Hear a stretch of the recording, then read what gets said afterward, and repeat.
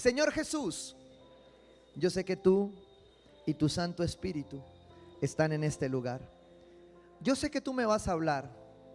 Ayúdame a escuchar, a entender, pero especialmente llévame a practicar tu palabra en el nombre de Jesús. Vaya conmigo a Mateo 24, versículo 10. Dice: en aquel tiempo muchos se apartarán de la fe, unos a otros se traicionarán y se odiarán, y surgirá un gran número de falsos profetas que engañarán a muchos. Habrá tanta maldad que el amor de muchos se enfriará, pero el que se mantenga firme hasta el fin será salvo. Y este evangelio del reino se predicará en todo el mundo como testimonio a todas las naciones. Entonces vendrá el fin. Jesús está dando una profecía. Escucha, esta es una profecía que al recibirla uno diría: ay, no hay mejores, porque esa profecía está como compleja. Está advirtiendo que entre nosotros vamos a pelear y nos vamos a dividir. Y pues uno esperaría que Jesús venga a traer cosas más amables y no a decirnos que nos vamos a dividir y que hay momentos en los que vamos a mordernos unos a otros, como dice el apóstol Pablo. Pero esto tiene un contexto, y el contexto es que en esa época las características sociopolíticas que tenía esta cultura eran muy parecidas a lo que se estaba profetizando y a lo que nosotros hoy vemos, pero con unas variables muy especiales. Y es que allí había una tergiversación de lo que eran principios y valores, ¿sí?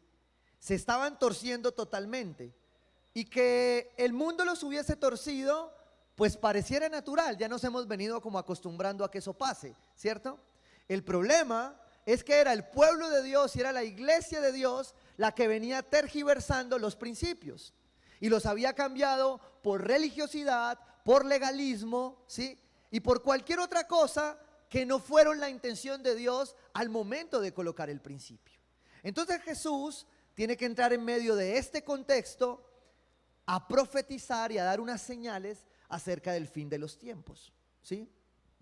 Porque aunque vivimos confiados y en esperanza de Dios, sabemos que el fin está cerca y que necesitamos ser parte de esto para que cuando ese final llegue, usted y yo estemos en el lugar correcto. Veía entonces, dentro de ese contexto, que ese clima que estaba pasando iba a ser señalado ahí en el versículo 12. Escuche, voy a hacer énfasis en esta parte. Dice: habrá tanta maldad, ¿sí? Mucha maldad. ¿A usted le parece que hoy hay maldad? ¿Y cuál es la diferencia de esta a esa?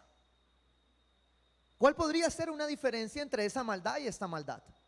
Tal vez una diferencia es que usted y yo nos hemos aproximado a verla mucho más cerca. ¿Por qué? Porque este pueblo tenía una limitación para conocer esa maldad. O sea, la veía aquí. No tenía como usted y yo hoy las redes sociales.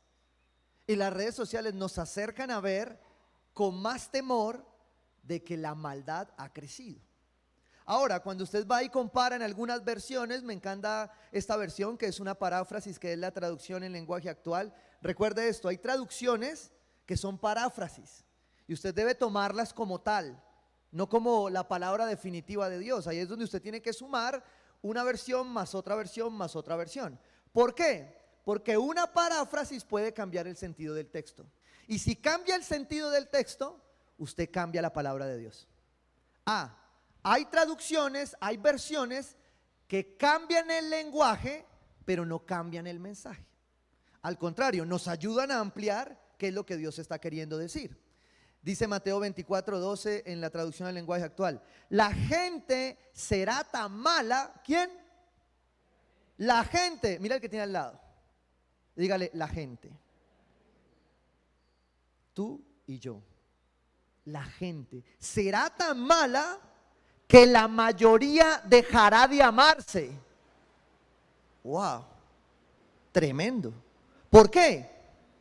Porque si nos vamos a esto de los principios y valores, en el medio está uno de los principios más importantes del evangelio. pero no me lo voy a saltar, no quiero llegar allá todavía. Quiero marcar una importante diferencia porque arrancamos esta serie hace 2 domingos y alguna persona empezó a decirme, pero ¿cuáles son los principios? Yo le dije, no se pierda los domingos. ¿Cómo diferencia un principio de un valor? Porque pareciesen lo mismo, pero tienen una diferencia enorme, gigante, que si tú no tienes claro, tú puedes llegar a pensar, ese inconsciente religioso que un día nos dijeron que tú eres bueno y que por ser bueno ya tienes derecho a lo bueno. Y resulta que por ser bueno no tienes derecho absolutamente a nada, porque es por creer que se hace salvo. Pero si tú no tienes claro, tú puedes llegar a pensar que cumplir algunos valores es suficiente. Y la gran diferencia entre valores y principios, ¿sí? Porque vivimos por principios, no por emociones. Diga al que tiene al lado, vivo por principios, no por emociones. La gran diferencia entre principio y valor es que el valor apunta a un comportamiento, ¿sí? Apunta a lo externo, apunta a que tú te portes bien.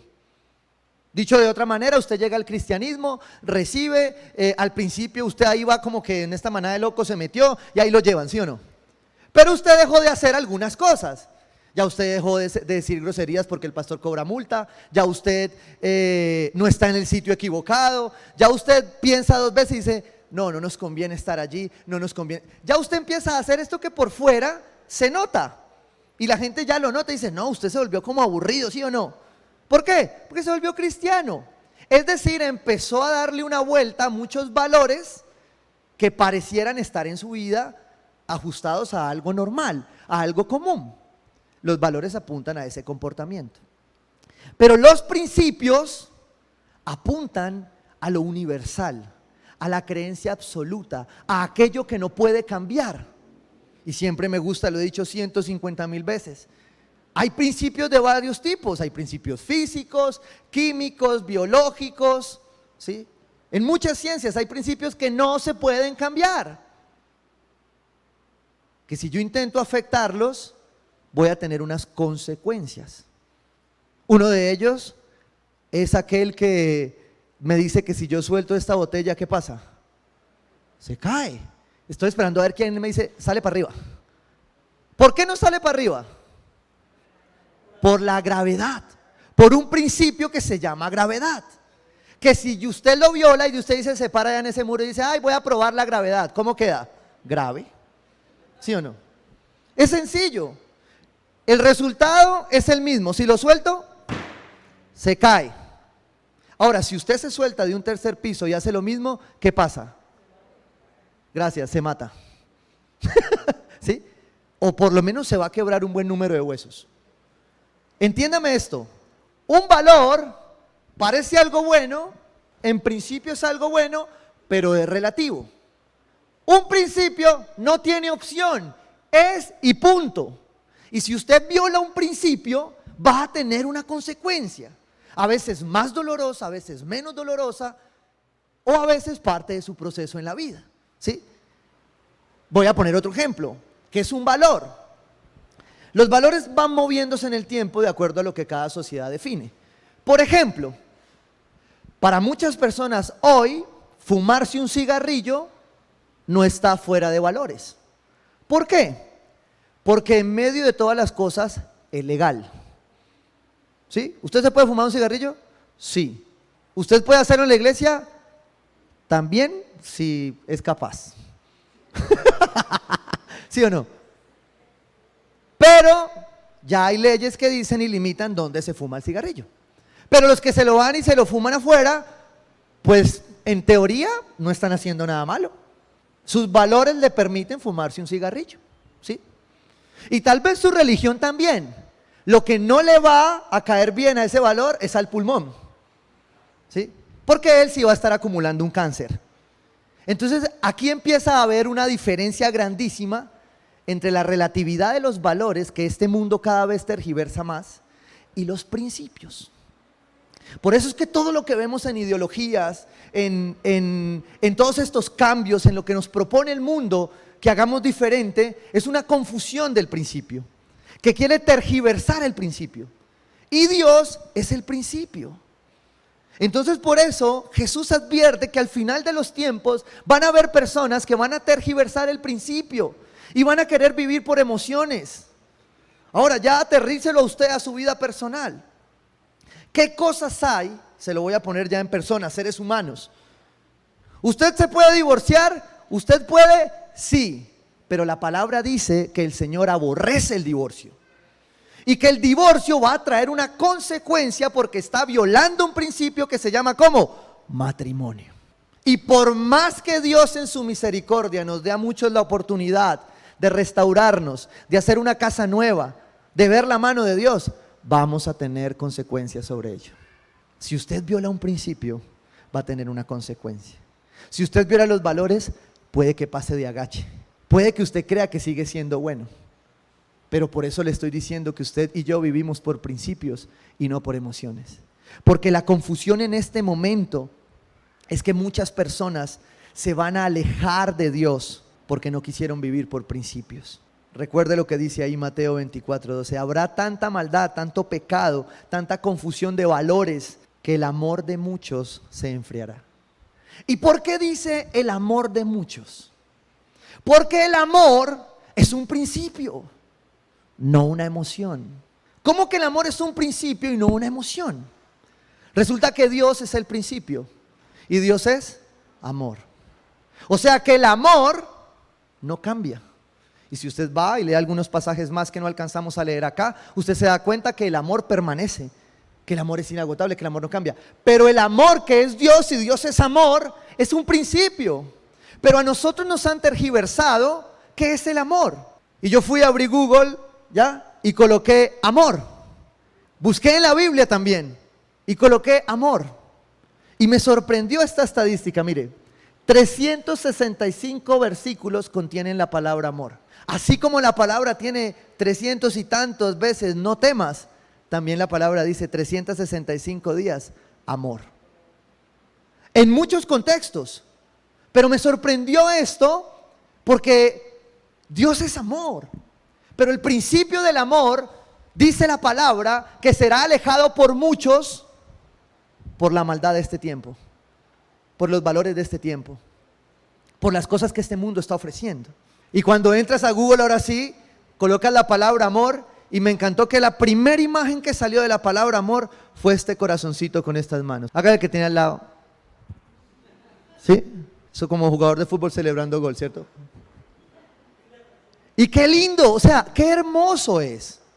Porque ¿quién no ve ese amor tan bonito? Y la pregunta es ese amor el que se enfriará? ¿Es ese amor el que la palabra está diciendo? Muchos van a ser enfriados en su amor.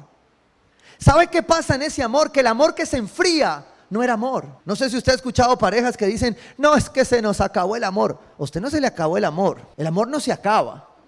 Lo que pasa es que usted se cansó o de obedecer, o de perdonar, o de meter a Dios en la ecuación. Pero el amor no se acaba. Pero si yo tengo tergiversado el principio del amor en esta época, entonces puedo llegar a confundir qué es el amor. Y yo creo que Dios no se equivoca cuando 365 veces y muchas más en otros verbos habla del amor. Mateo 22:37.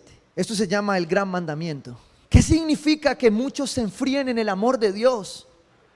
Significa que se van a apartar de Dios porque van a dejar de amar a Dios. Escuche esto, ama al Señor tu Dios ¿con qué? Con todo tu corazón, con todo tu ser, con toda tu mente. Y hace 15 días vimos que éramos seres trifuncionales. Y por eso puse el ejemplo ahora, porque usted se puede fumar un pucho como dicen por ahí. Usted se puede tomar un trago, usted puede hacer lo que quiera. Pablo lo dice. Pablo dice, hagan lo que les da la gana. No, perdón, eso no se puede poner. Todo les está permitido. ¿Usted lo puede hacer? Claro que lo puede hacer. Si se lo prohíben, usted está en una secta. Pero si no le advierten que va a tener una consecuencia al violar un principio, pues también está en otro lugar equivocado. Y aquí dice, ama al Señor tu Dios con todo tu corazón, con todo tu ser y con toda tu mente, cuerpo, alma y espíritu. Una persona que vive por principios tiene claro que es amar a Dios con todo lo que es, con todo su cuerpo. Entonces usted ya no toma decisiones porque le dijeron que eso era ser cristiano. Usted ya no toma decisiones por un valor, porque a la gente le parece que eso es lo bueno. Porque vamos a vivir en un mundo donde van a haber muchas leyes aparentemente buenas, pero que van a contradecir la palabra de Dios. ¿Y usted y yo qué vamos a hacer ahí entonces? ¿Por cuáles vamos a vivir?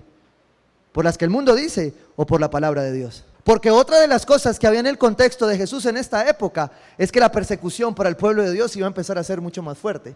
Y ni usted ni yo hoy hemos vivido persecución. Por ahí uno que otro cobrador. Y si usted entró en la maldición del gota a gota, pues peor, porque ahí sí va a tener es un demonio detrás suyo. Ama al Señor tu Dios con todo tu corazón, con todo tu ser, con toda tu mente. ¿Respondió quién? Jesús. Este es el primero y más importante de los mandamientos. Pero dice que el primero, el segundo, se parece al primero.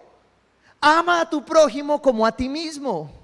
Es imposible hablar de amor como principio si yo no hablo de relación. Porque la palabra dice que el amor de muchos se enfriará. ¿Por qué se enfría? Porque no te puedes relacionar con otros y no te puedes relacionar con Dios. Y si tú no te estás pudiendo relacionar con otros, es porque no te estás pudiendo relacionar bien con Dios. Eso quiere decir que tu amor se está enfriando. Y la palabra de Dios dice que esa será una señal del fin de los tiempos. Y tú deberías preguntarte hoy, Señor, ¿en qué me enfrié? ¿En qué mi corazón se metió un congelador? ¿En qué hoy yo estoy lleno de maldad, de pecado, de división? ¿En qué estoy que yo no puedo amar a mi prójimo como a mí mismo? ¿En qué momento dejé de amarte a ti? Y yo quiero decirte, entiendo que pueden haber razones. Vamos a tratar de explorar algunas. Pero tú hoy tienes que llamar a tu corazón, a tu alma, a tu mente, a tu cuerpo, a todo lo que ama el Señor, a decirle, pues nos tocó volvernos a amar. ¿Por qué? Porque Dios es amor. Y porque el principio del amor que está bien detallado allí es una necesidad para el creyente. Por eso tú y yo vamos a aprender en esta serie a amar por principios y no por emociones. Y tengo que mencionar acá una ilustración personal. Me excusa que me ponga en primera persona, pero siempre me gusta, los que son pareja me la han escuchado algunas veces. Cuando mi esposa, ya llevábamos por ahí 3 o 4 años de casados, yo creo que ya estábamos acá en la iglesia, no me acuerdo. Y entonces estábamos en una consejería y de pronto yo le digo a esta pareja rotundamente, yo le mire, yo le voy a decir, yo no me casé enamorado. Yo solo veía que mi esposa callaba, como María meditaba, lo llevaba a su corazón. Y ella me miraba. Y yo hablaba como un loro, ¿sí o no? Me acordé de un libro de un gran hombre de Dios que dice, si estás enamorado, no te cases. ¿Por qué? Porque como siempre lo he dicho, se llama enamora, miento. Ahí no hay nada cierto. Enamora, miente. Todo es mentira. ¿Por qué? Porque usted está pegado de vender. Porque usted está diciendo, usted ese día se echa loción. Usted hasta ahí no le ha sentido ni el mal aliento, ni la pecueca, ni nada. Entonces eso es enamoramiento. Usted nunca, el novio va a llegar a hacerle visita mal. Y si llega mal, ese no es. ¿Sí? ¿Ya? Pero yo le digo a mi esposa, yo no me casé enamorado. Bueno, termina la consejería y le doy la explicación a las personas del amor verdadero, Salimos, me subo al carro,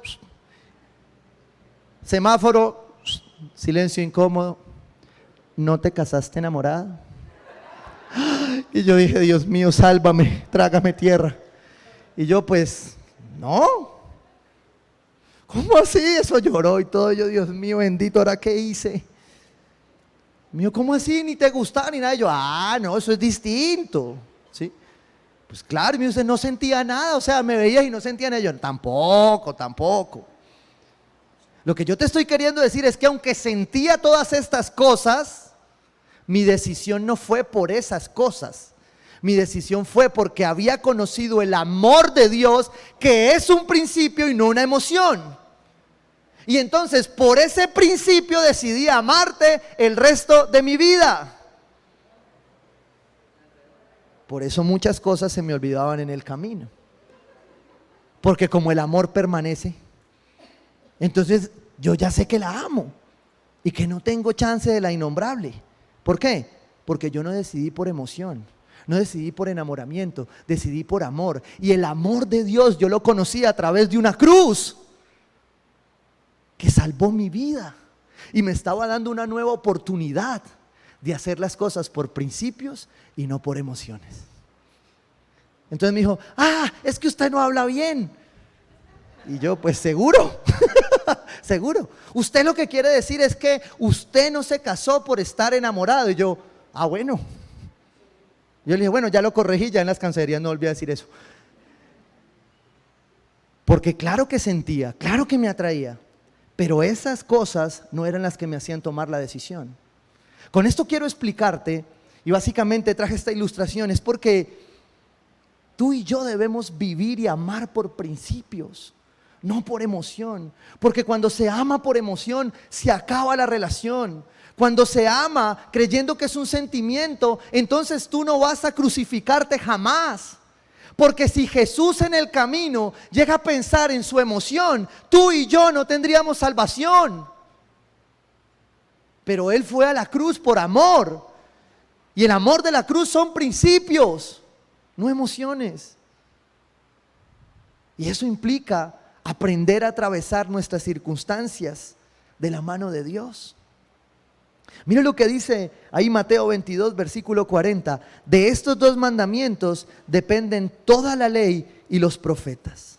De esto depende, de un principio que se llama amor. Dice primera de Corintios 12 al final, el último versículo, hay un camino más excelente. ¿Cuál? El amor. El amor es el principio de principios. Y yo no te puedo hablar de vivir por principios, sino por emociones, sin que tú entiendas el amor. Porque esto es lo que resuelve una circunstancia difícil con un hijo. Pastor, es que usted no sabe lo calavera que es. Sí, pero el principio se llama amor, ámalo. Pero hay dos cosas que hacen que se enfríe tu amor y el mío. La palabra lo dice. Si nos volvemos ahí a Mateo 24, dice, en aquel tiempo muchos se apartarán de la fe, unos se traicionarán a otros, se odiarán, surgirá un gran número de falsos profetas. Dice, habrá tanta maldad, ¿qué? Maldad, pecado, dolor, que a muchos se le enfriará ese amor. Y hay dos cosas que hacen que se enfríe tu amor. La primera, el dolor y el sufrimiento. ¿Por qué el dolor y el sufrimiento hacen que a nosotros terminemos viviendo por emociones y no por principios? Porque no hemos entendido el dolor y sufrimiento sanamente dentro de la iglesia. Se lo voy a explicar en términos de teología. Hay personas que prefieren entender la Biblia, comprender la tercera pata del cuerno de no sé dónde, a hacer una correcta teología del dolor y el sufrimiento. Porque la iglesia evade lo que tiene que enfrentar. Y todos quieren cruz, pero nadie quiere crucificarse. Todos aman a Jesús, pero nadie es capaz de decir, Señor, esta es la copa, bébela. No, yo paso esta copa. Muchos llegan hasta el punto, Señor, y si no es tu voluntad, yo hago la mía. Principios son cruz. Y el dolor y sufrimiento son inherentes al pueblo de Dios. En este mundo tendrán aflicciones, pero hay una promesa y una esperanza de principios. Tranquilos, yo he vencido al mundo. Una sana y correcta teología. ¿Qué es teología? Es el conocimiento de Dios. Y lo que yo te estoy diciendo es que sin una sana teología del sufrimiento y el dolor, no conoces bien a Dios. Ahí es donde lo dice en la Biblia, pastor.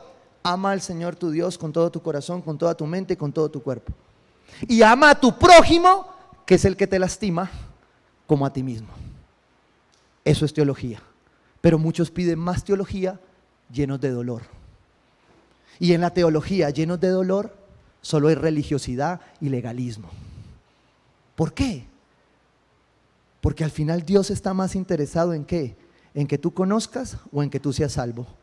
En tu corazón. Escucha esto. Y hay muchos corazones fríos. Porque ante el dolor y el sufrimiento han evadido la responsabilidad de sanar.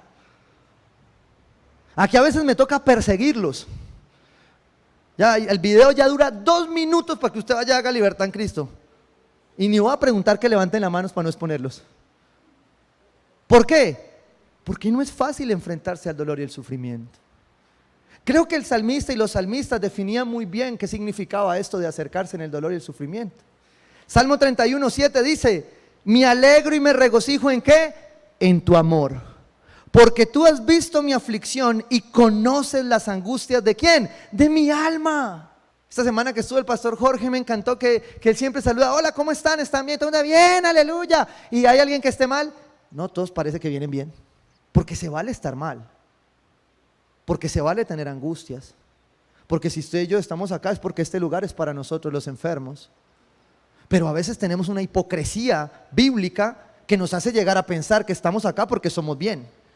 No, usted y yo estamos acá, dice la palabra, porque estamos enfermos. Y necesitamos sanar por principios y no por emoción. Claro, necesitamos acercarnos al conocimiento, a la palabra de Dios, para que ella firme esa sanidad. Pero necesitamos hacerlo con un alma sana. Job, ¿conocen a Job? ¿Ustedes creen que Job tenía razones para emocionarse? Algunas cositas le habían pasado, ¿sí o no?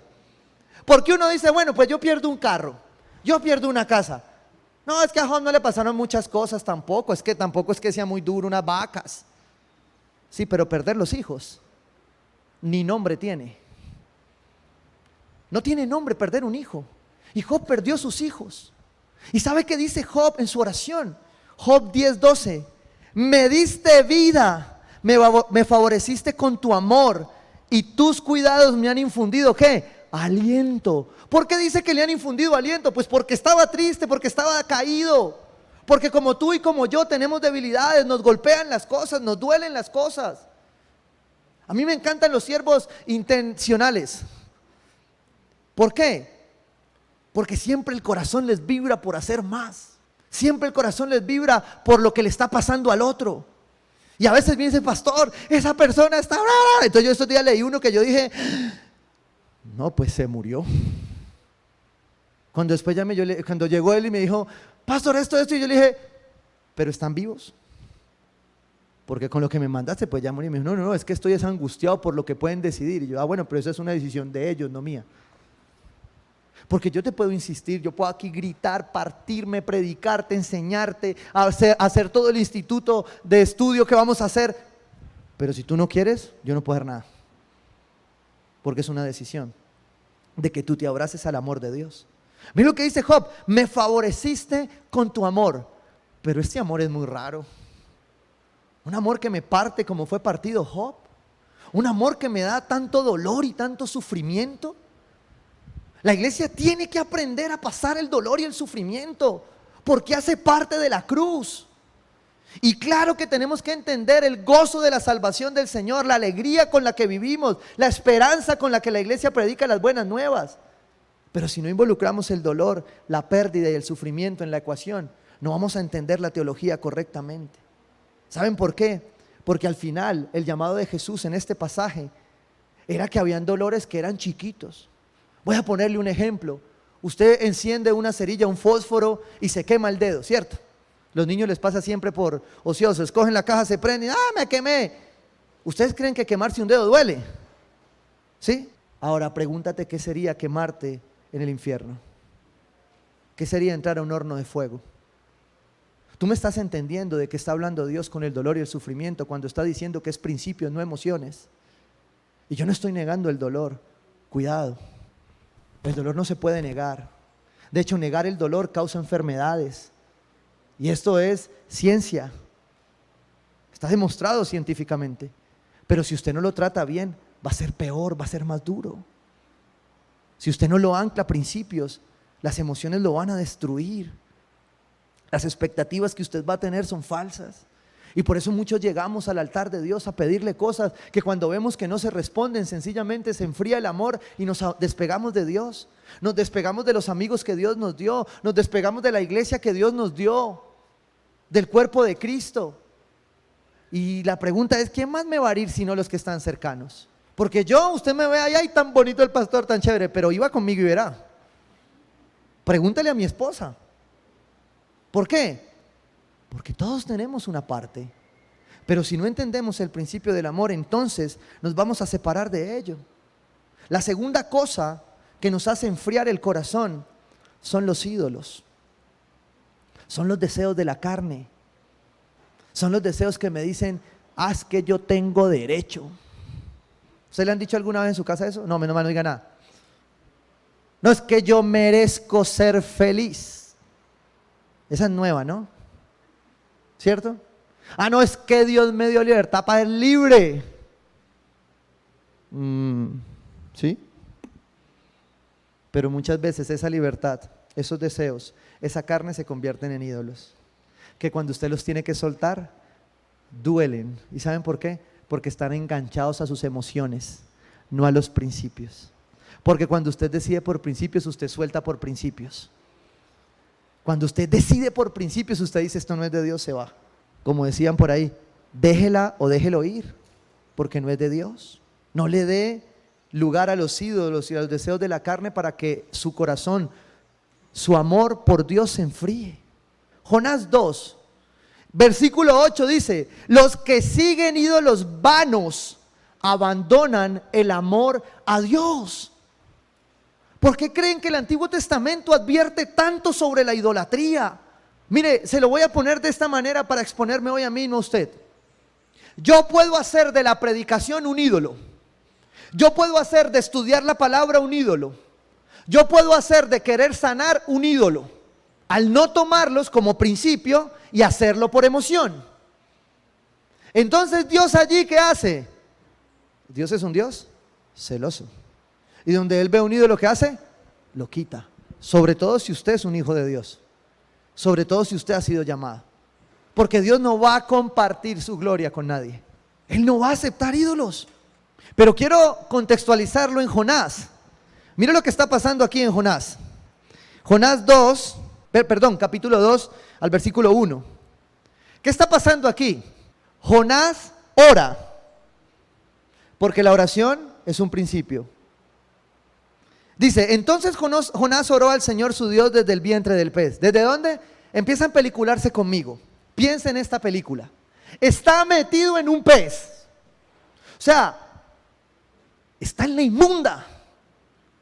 Y lo que la palabra dice es que Jonás se pone a orar. No, pastor, yo ahora ni ganas de orar tengo. Sí, pero la Biblia dice que ahí es donde hay que orar. ¿Y qué es orar? Pues es hablar con Dios. Pero es que con este dolor no puedo orar, pastor. Dígale su dolor a Dios. Porque yo le puedo decir a Dios, Señor, yo no estoy de acuerdo con esto. Quítamelo. Y usted dice, ¿no es muy atrevido, pastor? No. Eso es lo que dice la Biblia que Jonás oró. ¿Sabe qué es lo que pasa cuando usted se lo entrega a Dios? Que Dios le dice, tranquilo, mijo, tranquilo. ¿Qué más quiere decirme? ¡No quiero! Tranquilo, mijo. Vomite. Vomite. Que Dios es un Dios de principios. ¿Sabe qué dice la palabra de ese Dios? Que Él no cambia de parecer porque usted esté muy bravo. Y que Él lo ama igual. Escuche esto. Entonces Jonás oró al Señor su Dios desde el vientre del pez. Desde el vientre del pez. Dijo, en mi angustia. ¿En dónde? En el dolor, en el sufrimiento. En mi angustia clamé al Señor. Clamar es un principio bíblico de la oración. ¿Por qué? Porque si usted no clama hay cosas que no van a llegar. Mire, nosotros nos levantamos ahora con intercesores, un equipo hermoso, a interceder por sus peticiones de oración, que usted las puede cargar en la plataforma de la iglesia y demás. Y esta semana orábamos y el Señor nos regalaba esto y empezamos a clamar. Y ayer veíamos respuestas. Y hay otras que no las vimos. Y hay otras que seguiremos esperando. Pero no vamos a dejar de clamar. Porque cuando usted vive por principios, usted no deja de clamar. Aunque duela y aunque no entienda. Mire lo que dice Jonás. En mi angustia clamé al Señor y Él me respondió. ¿Qué hace el Señor cuando usted clama? Responde. Desde las entrañas del sepulcro pedí auxilio y tú escuchaste mi clamor. Desde la angustia, desde el dolor. No espere a que caiga en una depresión para usted empezar a clamar y a orar. Porque cuando usted empieza a clamar y orar y llega una depresión, una ansiedad, usted no va a dejar de clamar ni de orar. Y va a ser difícil. Y hay que buscar ayuda. Y hay que buscar apoyo psicológico y todo lo demás. Pero usted va a estar en el amor de Dios. Y usted va a pasar esa prueba. Como Jonás. Dice, a lo profundo me arrojaste. Al corazón mismo de los mares las corrientes me envolvían. Todas tus ondas y tus olas pasaban sobre mí. Muy duro. ¿Sí? Y escucha esto que aquí me encanta. Y pensé. ¿Qué hizo Jonás? Pensó. Y a veces pareciera que orar en el Espíritu significaría alejar, razonar y pensar. Y orar en el Espíritu no tiene nada que ver con dejar de pensar y preguntarle a Dios en nuestra razón. Él no la dio. Y en la oración yo no la saco de la ecuación, al contrario, la meto ahí. Le digo, Señor, yo no entiendo esto. ¿Por qué estás permitiendo esto? Esto me duele. Yo no quiero seguirlo. Pero tú me has dicho que tu amor es por principios y yo quiero estar firme en lo que tú me pides, no en lo que yo siento o quiero. Pero no lo comprendo. No hay razón para que esto me pase a mí. Puede que Dios tenga una razón, pero usted lo entregó. Escucha esto, Jonás dice, pensé, he sido expulsado de tu presencia. Voy a preguntarte algo, ¿esto era cierto? ¿Sí o no? No. Fue metido en una ballena, pero de la presencia de Dios no. Porque Romanos dice que el amor de Dios no se acaba, que nada lo puede extinguir. O sea que usted puede estar en la inmunda aún, aunque usted se haya metido, pero Dios está ahí. El amor de Dios está ahí. Pero usted puede pensar que Dios lo abandonó. Y luego Jesús en la cruz nos dijo, Padre, ¿por qué me vas a abandonar? ¿Está mal pensarlo? No está mal pensarlo. Está mal quedarse pensando que ese es un principio. Y cuando usted ora, usted se da cuenta y dice, yo puedo pensarlo, pero voy aterrizando. Porque cuando usted lo piensa y se lo entrega a Dios, Él empieza a aterrizarlo. ¿Sí? Y deja de volverse ese pensamiento un ídolo. He sido expulsado. ¿Cómo volveré a contemplar tu santo templo? Las aguas me llegan hasta el cuello, lo profundo del océano me envolvía, las algas se me enredaban en la cabeza, arrastrándome a los cimientos de las montañas. Me tragó la tierra y para siempre sus cerrojos se cerraron tras de mí. Si usted ha pasado cosas duras, esta era dura. ¿Sí o no? Dice, pero tú, Señor, Dios mío, me rescataste de la fosa. ¿Sabe qué es eso? Principios. Es cuando usted recuerda que el Dios que lo ama a usted no cambia. Es omnipotente, es omnipresente. El Dios que le dio la promesa a usted en la palabra, le está diciendo que a pesar de la circunstancia que usted está viviendo hoy, Él va a cumplir. Él lo va a hacer. Esos son principios, no emociones. Pero si usted en la emoción se queda contemplando, no va a poder salir de ahí. Y mire esto tan hermoso. Primero Jonás oró y que dijo, pensé. Ahora dice ahí Jonás, al sentir que se me iba la vida. ¿Al qué? Al sentir. O sea que en la oración usted involucra su pensar y su sentir. Pero cuando el amor de Dios como principio está en su vida, a usted no lo gobierna ni su pensar ni su sentir, sino que el principio. Dice, sentí. Primero pensó que Dios lo había abandonado. Sintió que se le iba la vida. ¿Es cierto o falso? Cierto. ¿Por qué? Porque Él lo está sintiendo. Porque nadie, solo Dios sabe lo que a usted le duele, si es mucho o poco. Y por eso, por más amor que tengamos por alguien, al decirle, entiendo lo que estás sintiendo, solo Dios sabe lo que tú estás sintiendo. Entiendo lo que sientes. No, yo sé que te duele y puedo estar aquí contigo. Pero el único que conoce tu dolor, el único que conoce tu machucón, es Dios. Y Jonás estaba diciendo acá, se me va la vida, Señor, siento que me muero, siento que esta prueba va a ser imposible para mí. ¿Está mal o no? No. Hace parte de la prueba, hace parte de atesorarlo y entender lo que Dios iba a hacer. Y sigue diciendo, al sentir que se me iba la vida, ¿sabe qué pasó? Su amor empezó a cobrar temperatura. Me acordé del Señor. A veces nosotros tenemos que llegar a que se nos vaya la vida para acordarnos de Dios. A veces nuestra comodidad hace que se nos enfríe el amor por Dios. Y Dios tiene que permitir a veces que entremos en algunas ballenas para darle calor a nuestro amor por Él. Y dice aquí, al sentir que se me iba la vida, me acordé del Señor y mi oración llegó hasta ti, hasta tu santo templo. Los que siguen ídolos vanos abandonan el amor de Dios. Yo, en cambio, te ofreceré sacrificios y cánticos de gratitud. Cumpliré las promesas que te hice, porque la salvación viene del Señor. ¿De quién viene tu salvación? De Dios. Y es ahí donde tú tienes que empezar a entender entonces que el amor de Dios es un principio para tu vida. Pero tú tienes que empezar a entender que el amor de Dios no puedes medirlo. No va a poder ser medido ni por tus deseos carnales, por tus placeres terrenales, ni por tus ídolos, sino porque tu relación con Dios de amor con Él es un principio y no una emoción. Dios ama que tú sientas, te dio lo que sientes, pero el amor de Dios es un principio. Juan 3:16. Hay una versión de la Biblia que se llama Biblia Libre, versión Biblia Libre, y me encantó cómo describía este versículo. Dice, porque Dios amó al mundo y lo hizo de esta manera. Demostró su amor, mostró su amor, que entregó a su único Hijo a fin de que todos los que crean en Él, ¿qué? No mueran.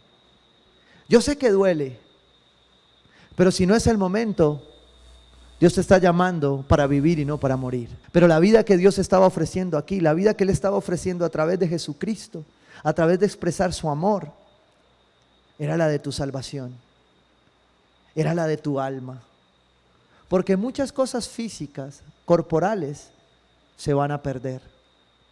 Pero tú estás acá porque quieres salvar tu alma, porque necesitas estar seguro de tu destino. Porque cuando tú estás seguro de tu destino, tu amor podrá recibir golpes, dolor, sufrimiento. Pero como Jonás podrás decir, el Señor escuchó mi oración y mi salvación viene de Él. Dice, porque Dios amó al mundo y lo hizo de esta manera. Entregó a su único Hijo a fin de que todos los que crean en Él, ¿qué? No mueran, sino que tengan vida eterna. La Nueva Biblia de las Américas dice, porque de tal manera amó Dios ¿a quién? Al mundo. Y cuando usted va al original, ese de tal manera no significa de tal cantidad, significa de tal forma, que es la forma en que Dios ama. Usted leyó conmigo a Job, y Job estaba hablando que me has bendecido con tu amor, pero si le acaba de quitar todo, ¿cómo así que esa es la forma de amar de Dios? A veces sí. ¿Por qué? Porque el amor de Dios te da libertad, pero no te hace libertino.